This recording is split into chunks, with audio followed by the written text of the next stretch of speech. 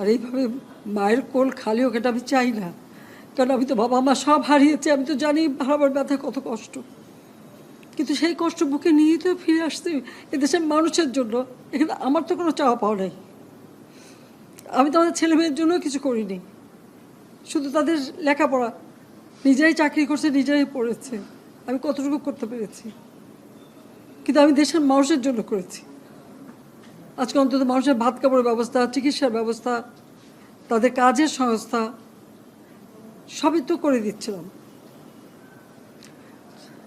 যাক, আমি আর কিছু বলতে পারি না।